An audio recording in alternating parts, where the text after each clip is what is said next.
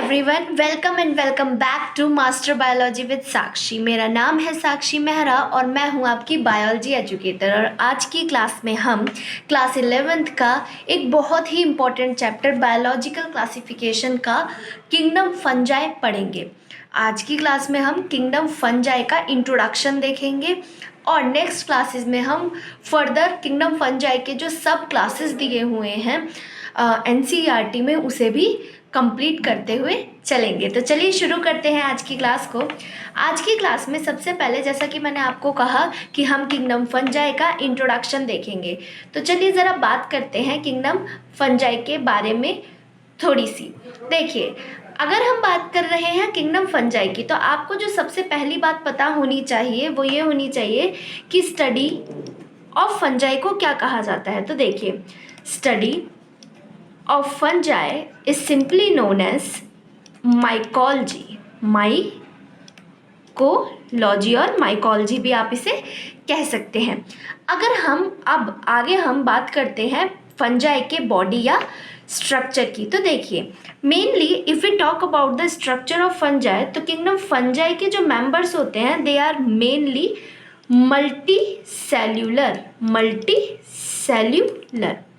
Multi cellular का मतलब क्या हुआ बच्चों?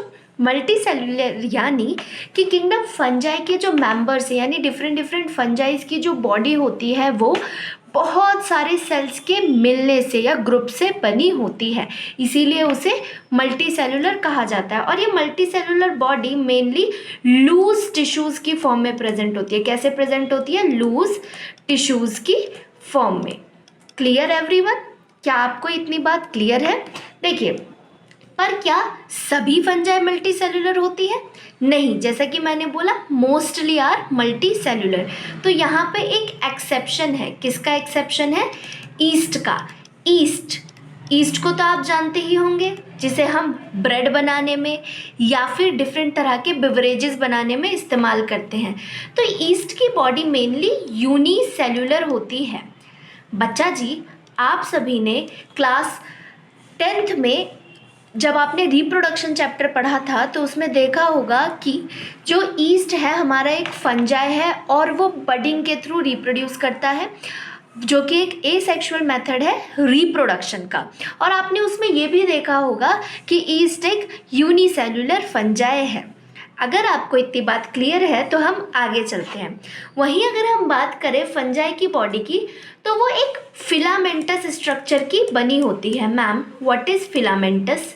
देखिए, फिलामेंटस का सिंपल मतलब होता है एक धागे जैसा स्ट्रक्चर, और उस धागे जैसे स्ट्रक्चर का नाम है हाइफे। क्या नाम है?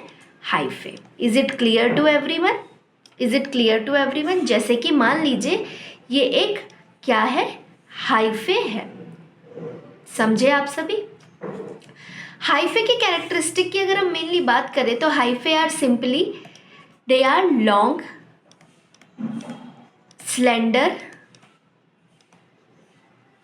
And simply we can say thread like, है ना।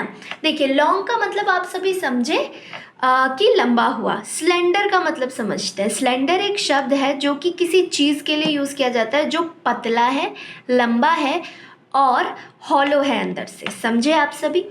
वैसे ही अगर हम बात करें किंगडम फंजाई के जो डिफरेंट मेंबर्स हैं उनकी बॉडी की, तो उसमें क्या सिर्फ एक हाइफे होता है? नहीं, यहाँ पे आपको बहुत सारे हाइफे का गुच्छा, एक नेटवर्क जैसा नज़र आता है। और इस नेटवर्क ऑफ हाइफे को क्या कहा जाता है? इस नेटवर्क ऑफ हाइफे को हम सिंपली बोलते हैं माइसीलियम। क्या बोलते हैं बेटा जी? माइसीलियम। Clear everyone? तो इस स्लाइड पे से कुछ बहुत ही इंपॉर्टेंट चीज़ें जो आप सभी को याद रखनी है वो है, हम इन्हें इम्पॉर्टेंट मार्क करते हुए भी चलते हैं। जैसे कि सबसे पहला और इम्पॉर्टेंट शब्द है हाइफे। एक अगर थ्रेड लाइक स्ट्रक्चर होगा, फिलामेंटस स्ट्रक्चर होगा, तो उसे हाइफे बोलेंगे। और जब नेटवर्क है हाइफे का तो उसे हम माइसीलियम बोलेंगे। माइसीलियम क्या है? Network of hyphae. Clear everyone? I hope आप सभी को इतनी बात क्लियर होगी। वहीं पे जैसा कि मैंने आपको बोला हमारी एनसीईआरटी में डिफरेंट टाइप ऑफ हाइफेज दिए हुए हैं, different classes of kingdom fungi दिए हुए हैं, ठीक है। तो क्या सभी में same type of hyphae exist करता है? तो ऐसा नहीं है। चलिए एक बार इसी बात को थोड़ा और डिटेल में समझते हैं। मैं क्या बोलना चाह रही हूँ, हमने ये समझा कि हाइफे किसके ग्रुप से किंगडम फंजाई की बॉडी या किंगडम फंजाई के डिफरेंट मेंबर्स की बॉडी बनी हुई है। तो और हाइफे मेनली दो तरह का होता है, हाइफे मेनली दो तरह का देखने को मिलता है। या तो हाइफे कैसा होगा, एसेप्टेट होगा, कैसा होगा, एसेप्टेट होगा, या फिर हाइफे कैसा होगा, सेप्टेट होगा। Clear everyone? If we talk about aseptate hyphae बेटा जी, तो देखिए सिंपली एसेप्टेट हाइफे मीन्स जहाँ पे कोई क्रॉस वॉल प्रेजेंट नहीं है, cross walls are absent. Clear everyone? Cross walls are absent. और septa means cross walls are present. अब मैम ये क्रॉस वॉल क्या है, चलिए ज़रा बात करते हैं। जैसे कि मैंने एक स्ट्रक्चर बनाया था अभी पीछे और आप सभी को मैंने बोला था कि ये एक थ्रेड लाइक स्ट्रक्चर जो है इसको हम हाइफे कहते हैं, इसको हम हाइफे कहते हैं। चलिए फिर से बनाते हैं। मान लीजिए ये मैंने एक स्ट्रक्चर बनाया, ठीक है, एक थ्रेड जैसा पतला सा हॉलो स्ट्रक्चर बनाया, ठीक है। अगर इसमें क्रॉस वॉल नहीं है तो हम इसे क्या क्या बोलेंगे, एसेप्टेट बोलेंगे। कोई भी ऐसे सेपरेशन यहाँ पे देखने को आपको नहीं मिल रही, यहाँ पे ऐसी कोई सेपरेशन देखने को नहीं मिल रही। बट यहाँ पे बार बार न्यूक्लियर डिवीजन की वजह से बहुत सारे न्यूक्लियसेस आपको देखने को मिलेंगे, ठीक है। यहाँ पे न्यूक्लियर डिवीजन की वजह से बहुत सारे न्यूक्लियसेस हैं। वहीं अगर हम इस तरीके के हाइफे में बात करें जो कि सेप्टेट है, ये एक मैंने सेप्टेट हाइफे बनाया, तो यहाँ पे आपको कुछ क्रॉस वॉल्स देखने को मिलेंगी, इस तरह से क्रॉस वॉल्स, और न्यूक्लियसेस है तो पर वो सेपरेटेड है किसके थ्रू, क्रॉस वॉल्स के थ्रू। क्या आपको इतनी बात क्लियर है बच्चों? तो चलिए आगे बात करते हैं। यहाँ पे एक चीज़ और है जो हमें समझनी होगी या जो हमें ध्यान में रखनी होगी, वो ये कि अगर हम बात करें एसेप्टेट हाइफे की, तो सिंपली यहाँ पे आपको बहुत सारे न्यूक्लियसेस देखने को मिल रहे हैं। तो जब यहाँ पे बहुत सारे न्यूक्लियसेस हैं तो इस तरह के हाइफे को हम क्या बोल सकते हैं, सीनोसिटिक बोल सकते हैं, सीनोसिटिक हाइफे बोल सकते हैं। Clear everyone? कुछ फंजाई में आपको एसेप्टेट हाइफे देखने को मिलेगा और कुछ फंजाई में आपको सेप्टेट हाइफे देखने को मिलेगा। बट ये हाइफे का कंसेप्ट ही कहाँ आया, जब जो फंजाई है that is multi cellular. Clear? वैसे ही अगर हम ईस्ट की बात करें विच इज़ यूनिसेल्युलर, तो वहाँ पे कोई हाइफे जैसा चीज़ देखने को नहीं मिलेगा। I hope it is clear to all. यहाँ पे कुछ इंपॉर्टेंट बातें करने से पहले हमें एक चीज़ समझनी बहुत ही ज़रूरी है, that is if we talk about the, हम यहाँ पे लिख लेते हैं अपनी प्रीवियस स्लाइड में, if we talk about the cell wall. क्या इसका आंसर आप मुझे देंगे? सेल वॉल किस चीज़ से बनी होती है? तो अगर हम फंजाई की सेल वॉल की बात करें तो किंगडम फंजाई की जो सेल वॉल है वो मेनली काइटिन की बनी होती है। तो बेटा जी ये काइटिन है, चिटिन नहीं है। और साथ में अगर आप एनसीईआरटी ध्यान से पढ़ें तो उसमें लिखा हुआ है कि जो किंगडम फंजाई की या fungus cell wall is made up of chitin and polysaccharides, polysaccharides. Clear everyone? Is it clear to all? तो ये भी एक इम्पॉर्टेंट पॉइंट बन जाता है जो आपको ध्यान रखते हुए चलना है। आई होप अभी तक जो भी बातें हमने की वो सभी आपको समझ आई होंगी। तो चलिए हम कुछ इम्पॉर्टेंट पॉइंट्स आगे डिस्कस करते हैं। देखिए यहाँ पे क्या लिखा हुआ है, we need to discuss some important point. तो सबसे पहले देखते हैं हम क्या इम्पॉर्टेंट पॉइंट डिस्कस करेंगे। देखिए बेटा जी, एक बात एनसीईआरटी में हमारा जो ये कोर्स है, हम बेसिकली एनसीईआरटी को टारगेट करते हुए एनसीईआरटी को लाइन बाय लाइन पढ़ते हुए चलेंगे, है ना। तो देखिए एनसीईआरटी में लिखा हुआ है कि the members of kingdom fungi are most diverse in terms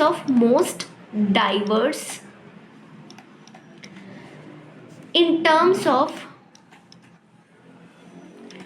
morphology और morphology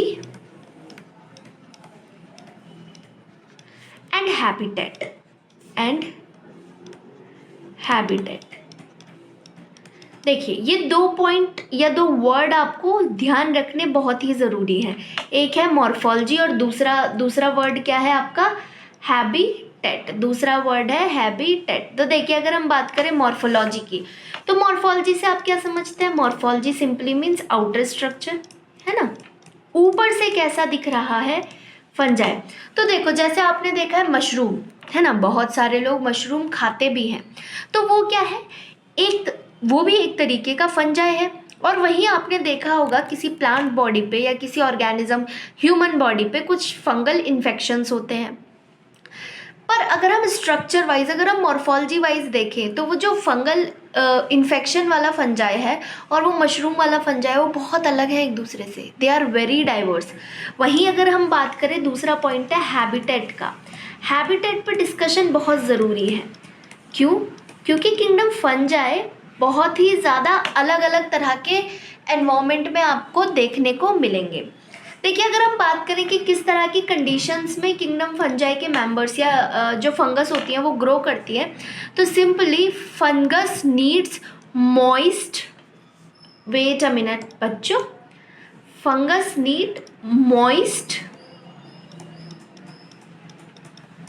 and humid places to grow.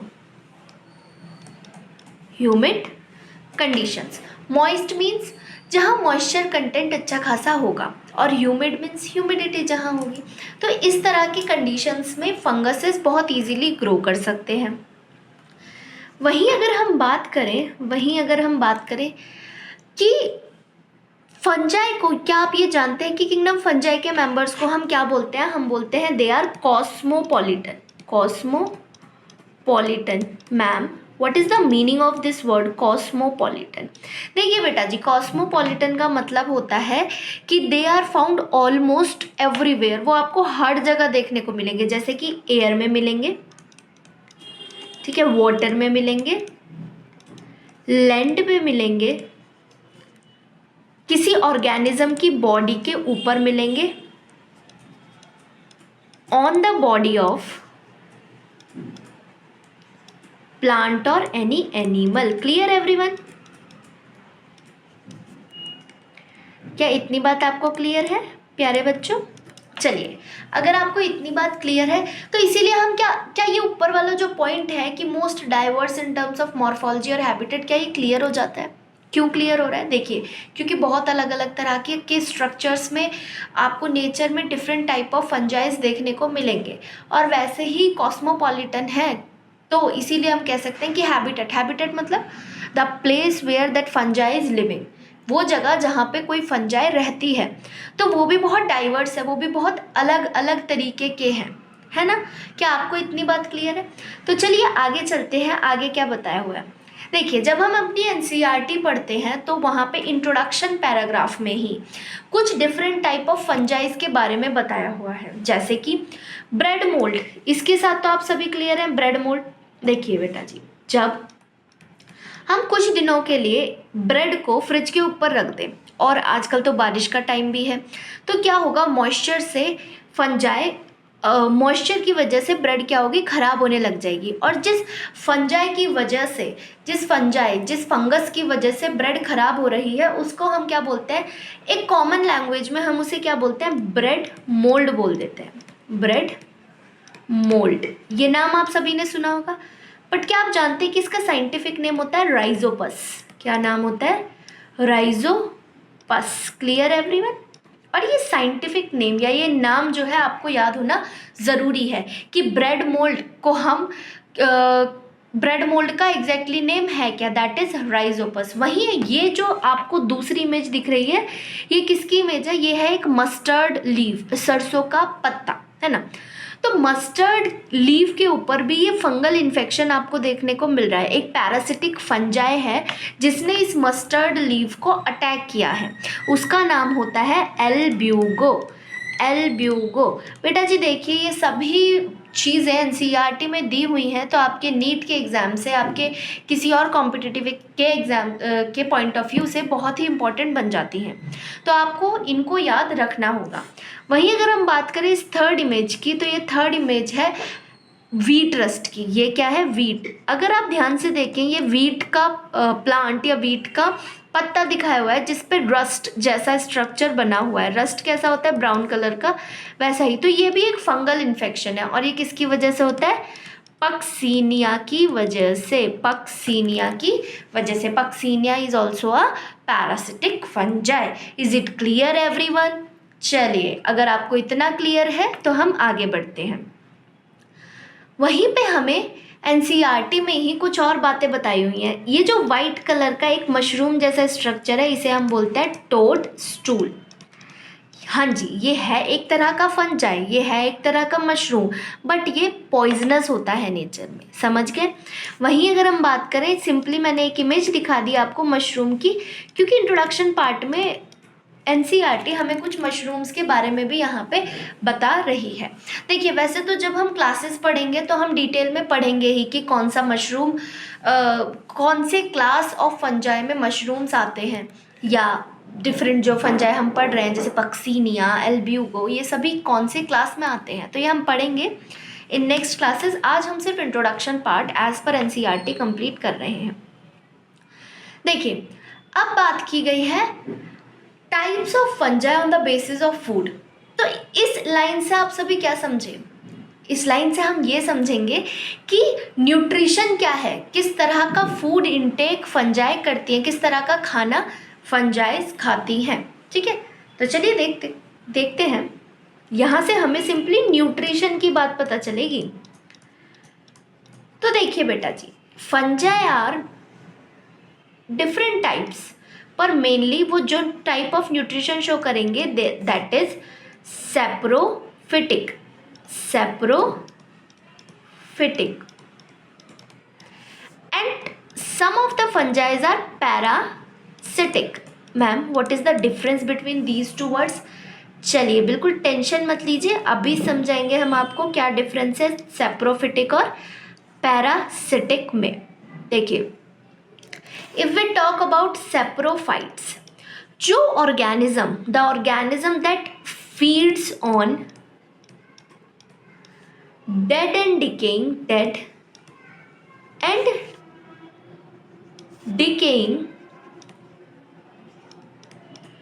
organic matter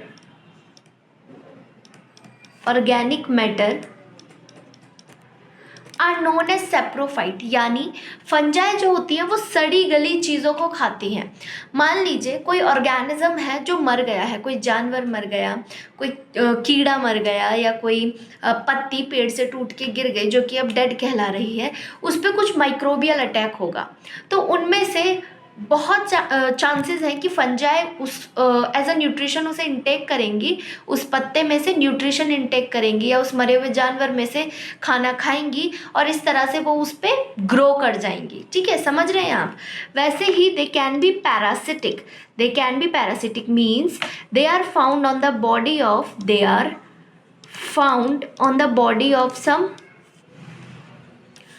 body of some living organism. Clear? Organism, किसी और ऑर्गेनिज्म की बॉडी पर रहकर न्यूट्रिशन डराइव करना। ठीक है, जैसे अभी हमने बोला मस्टर्ड पे जो एल्ब्यूगो कैंडिडा है वो एक पैरासिटिक फंजाई है, यानी वो मस्टर्ड की लीफ जो कि लिविंग है, प्लांट अभी लिविंग है, उसके ऊपर ही ये इन्फेक्शन कॉज करेंगी, उसके ऊपर ही जाके ये ग्रो करेंगी और अपना न्यूट्रिशन ग्रहण करेंगी, इनटेक करेंगी। क्या इतनी बात क्लियर है? चलिए आगे बढ़ते हैं। आगे हम बात करते हैं सिम्बायोट्स। जो किंगडम फंजाई के मेंबर्स हैं they are simply symbiotic. Symbiotic का क्या मतलब होता है?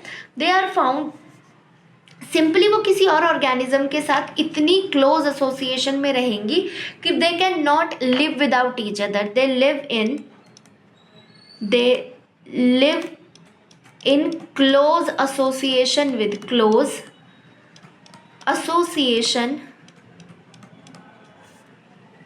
with each other. They live in close association with each other and they live in close association with each other and cannot survive without each other. Cannot survive without each other.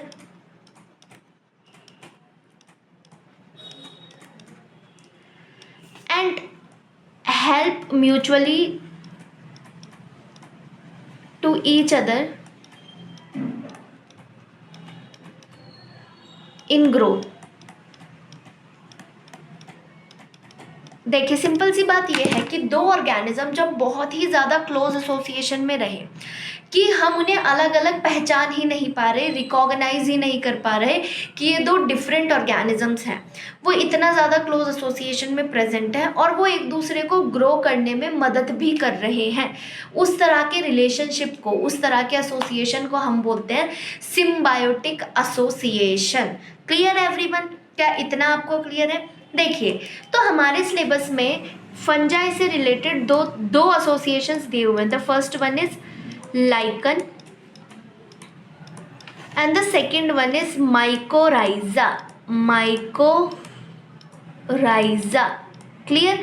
और ये दोनों बहुत ही आपके examination point of view से important बन जाते हैं। देखिए क्यों मैडम, ऐसा क्यों? चलिए बात करते हैं बेटा जी। लाइकन की बात करें तो लाइकन में सिंपली देखिए फंजाई पढ़ रहे हैं तो फंजाई तो होगा ही, और फंजाई किसके साथ एसोसिएशन बना रहा है?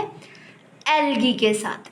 देखिए आप सभी जानते हैं अगर हम बात करें एल्गी की तो simply what are they are plants. Plants का काम है फोटोसिंथेसिस का, फोटोसिंथेसिस के थ्रू फूड बनेगा, है ना। वहीं जो फंजाई है वो क्या प्रोवाइड करेगा? शेल्टर प्रोवाइड करेगा एल्गी के रहने के लिए। तो फंजाई को खाना कौन बना के दे रहा है? एल्गी। और एल्गी को जगह रहने के लिए कौन दे रहा है? फंजाई। और ये दोनों इतने ज़्यादा क्लोज एसोसिएशन में रहेंगे कि इन्हें क्या बोला जाएगा? लाइकन बोला जाएगा। Clear everyone? लाइकन्स को एक बहुत ही अच्छे पॉल्यूशन इंडिकेटर के नाम से भी जाना जाता है। पॉल्यूशन इंडिकेटर, ठीक है, pollution indicator. Clear everyone? Pollution indicator के नाम से जाना जाता है। यानी देखिए जिन जगहों पे पॉल्यूशन है आपको कभी भी ऐसी जगहों पे लाइकन्स ग्रो करते हुए नहीं दिख सकते। वहीं अगर हम बात करें ऐसी प्लेसेस जैसे कि जहाँ पे पॉल्यूशन प्रेजेंट नहीं है, जैसे कोई माउंटेन है या कोई हिली एरिया है जहाँ पे लोग कम से कम जाते हैं, वहाँ पे पॉल्यूशन नहीं है, तो ऐसी जगहों पे आपको लाइकन ग्रो करते हुए ज़रूर दिखेंगे। क्लियर? एक ये बहुत ही इम्पॉर्टेंट पॉइंट है। वहीं अगर हम फंजाई की बात करें तो फंगल कंपोनेंट को बोला जाता है mycobiont. Clear? It is given in NCERT बेटा जी, it is given in NCERT, तो आपको ये बात याद रखनी होगी। वहीं एल्गल कंपोनेंट को बोला जाता है फाइकोबायोन्ट। Clear everyone? वहीं ये हमारा एक तरीके का सिम्बायोटिक एसोसिएशन था जो फंजाई शो करती है एल्गी के साथ। वहीं हमारा दूसरा ग्रुप है, दूसरे तरह का सिम्बायोटिक एसोसिएशन है, दैट इज माइकोराइजा। देखिए एक चीज़ तो आपको क्लियर है, फंजाई तो कॉमन है क्योंकि हम फंजाई में पढ़ रहे हैं, ठीक है। दूसरी चीज़ क्या है, यहाँ पे आपको फंजाई का एसोसिएशन दिखेगा रूट्स ऑफ हायर प्लांट्स के साथ, रूट्स ऑफ हायर प्लांट्स के साथ, हायर प्लांट्स के साथ। Is it clear everyone? Is it clear? कुछ हायर प्लांट्स है, हायर कैटेगरी के प्लांट्स है जिनके रूट्स के साथ फंजाई एसोसिएट करेगी और उस पूरे स्ट्रक्चर को हम माइकोराइजा बोलेंगे। देखिए एसोसिएशन कुछ इस तरीके से होता है कि हम नहीं बता सकते, हम डिफ्रेंशिएट नहीं कर सकते कि फंजाई कौन सा है और एल्गी कौन सा है। अगर लाइकन्स के केस में बात करें, ठीक है, वो बहुत ही ज़्यादा म्यूचुअली अटैच्ड हम कह सकते हैं, एसोसिएशन में रहते हैं, सिंपल सी बात है। लाइकन का काम होता है पॉल्यूशन इंडिकेटर, माइकोराइजा का भी तो कुछ काम होगा, तो सिंपली माइकोराइजा का काम होता है atmospheric N2 fixation. Clear everyone? Atmospheric N2 fixation. क्या आपको इतना समझ आया? तो आज के लिए इतना ही। नेक्स्ट क्लास में हम फंजाई के रिप्रोडक्शन के बारे में बात करेंगे। रिप्रोडक्शन अपने आप में एक लंबा टॉपिक है, एक लेंथी टॉपिक है, तो उसे हम डिटेल में पढ़ेंगे, बहुत ही अच्छे से एक एक पॉइंट को क्लियर करेंगे, समझते हुए चलेंगे। अगर आपको आज की वीडियो पसंद आई हो और आप चाहते हैं कि मैं इस सीरीज़ को कंटिन्यू करूं, आपको पूरी बायोलॉजी अच्छे से पढ़ाऊं, तो प्लीज़ लाइक करिए, कमेंट करिए, शेयर करिए, सब्सक्राइब करिए। And thank you so much for watching everyone.